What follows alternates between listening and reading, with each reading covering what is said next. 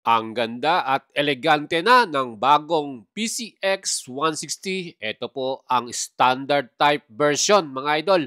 Ito ang ating tatlong kulay na pagpipilian. Alamin mo lahat ng nabago sa standard type 2025 model na PCX 160. Ayan mga idols, magkano na ba ang presyo nito? Tara at samahan ninyo ako. So yun mga idol, meron na tayong bagong Honda PCX 160 at nasa likuran natin ang tatlong kulay na available para sa standard type. Meron tayong Vortex Red Metallic, color red, ang ganda, glossy paint finish. And eto naman, matte color, eto ang matte bullet silver. So color silver naman to. At syempre meron tayo isa pang kulay, ang pearl padeless white, kung saan glossy paint finish din yan.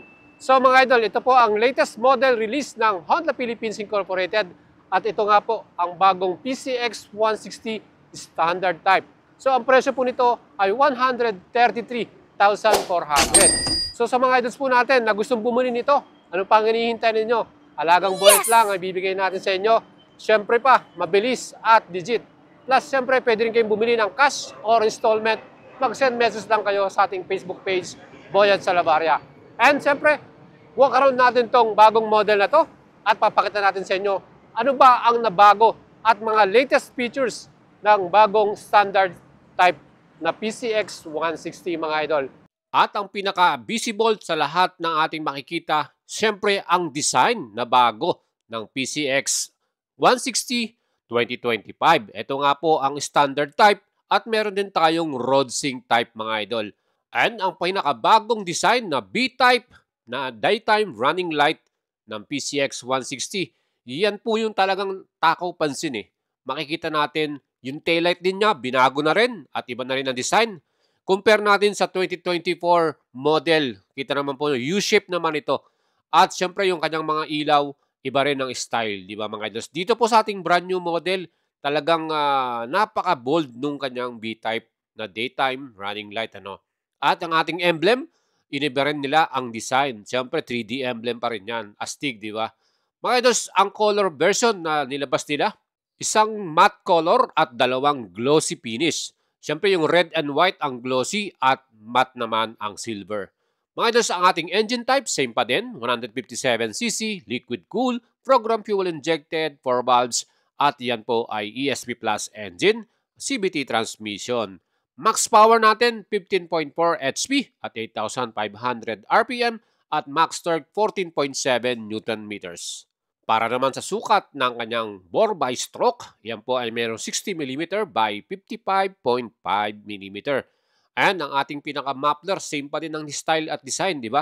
Compression ratio nito, 12.0 by 1. Ating average top speed dito, pwede nating ma-hit ang 120 km per hour or hanggang 125. And para sa akin mga idols, mas trip ko na takbong pogi lang dahil napaka-forma nito, Sobrang elegante na ng design ng PCX 160. Para naman sa kanyang suspension, syempre dito tayo talaga bumibilib sa Honda Philippines eh. Yung kanyang front suspension niyan po ay Showa telescopic forks. Mataba yung diameter niyan, maganda yung handling niyan. At sa likod naman, eto rin, Showa dual shock absorber.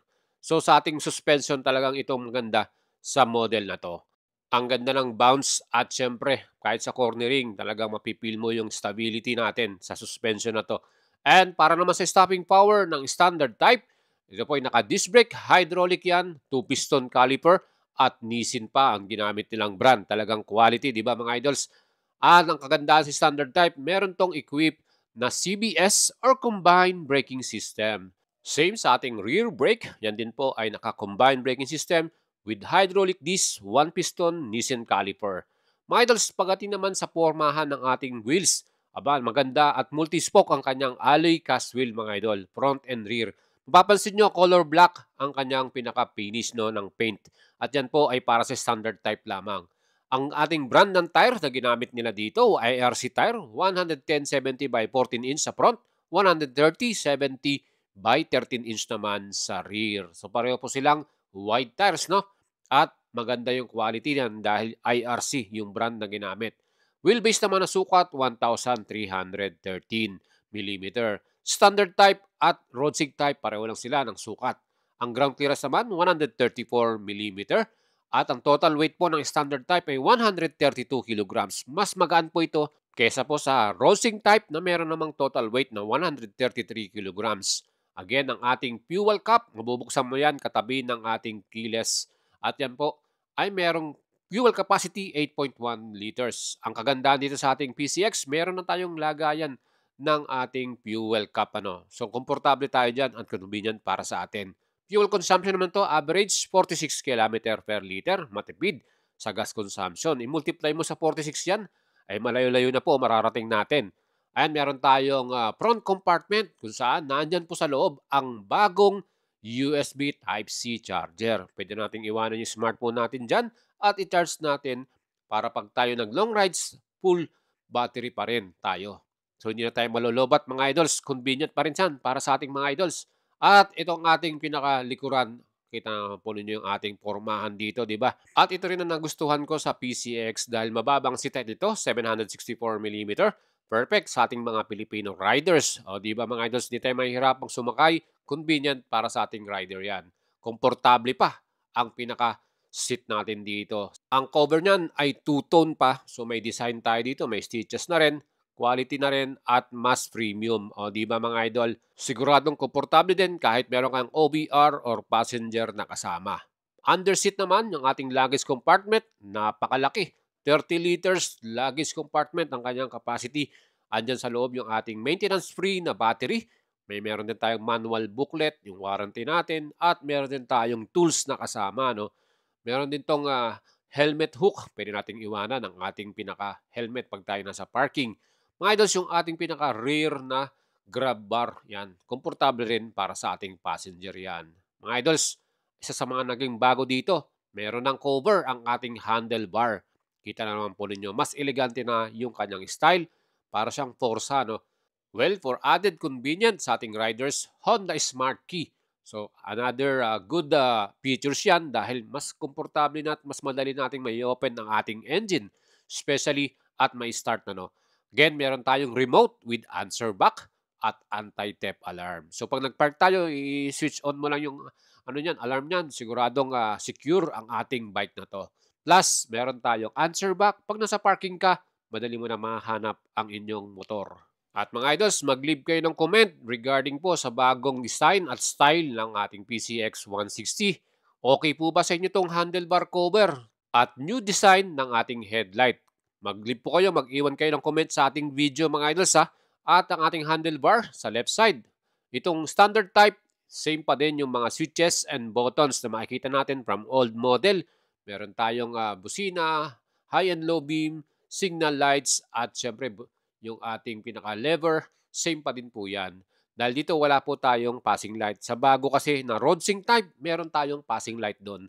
At sa right side naman, andun pa rin ang idling, stop and start, hazard switch, at ang ating switch ignition para sa ating engine. Mga idols, etong idling, stop and start, maganda po yan para makatulong sa atin, mas matipid pa ang gas consumption natin. And para naman sa standard type, same pa din na full LCD ang ating display.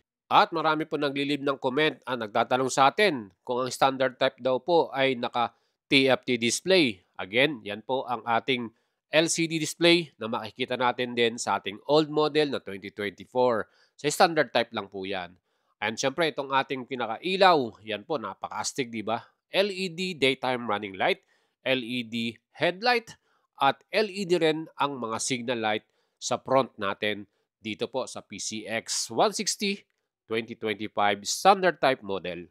Again mga idols, magporma, maganda, very bold, at syempre striking itong ating style na to. Sa likod din, same na rin na LED rin ang ilaw from ating taillight, brake light, signal light, at syempre meron din tayo ditong reflectorize. At mga idols, yan po lahat ng ating feature sa bagong PCX 160. At kung balak mong maglabas ng bagong model na to, again, ang SRP 133,400. Sa installment naman sa ating kaibigan na dealer, down payment 14,000 with 3 years LTO, total cash out natin 15,800. 2 years to pay 8,270 at 3 years naman 6,550 with rebate na 200 pesos. May free helmet pa kayo dyan.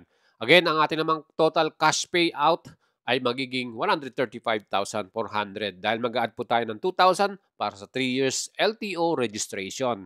Mga idols, mag-PM lang kayo at mag-send message sa ating Facebook page dahil available na po ang mga units na yan. Pwede na kayong makapaglabas anytime. At kung kayo naman mag-apply ng installment, mag-apply na rin po kayo para ma-process na, ma-CI at ma-approve na rin kayo. Overall mga idols, let me know kung ano po yung magiging comment nyo sa ating bagong model na to. I believe napakaganda dahil maporma at syempre magandang handling performance. Talagang nasubukan natin sa test ride ang bagong PCX 160 standard type at napil natin yung difference niya sa old model. Mas smooth engine, mas magandang handling at nag-iba rin yung ating handlebar. So mas naging sporty style siya at naging komportable para sa atin. Yan po ang ating naging total experience. Salamat po sa Honda Philippines at na-invite tayo sa media and vloggers launch ng bagong PCX 160. Shoutout po sa inyong lahat mga idols and ride safe po palagi.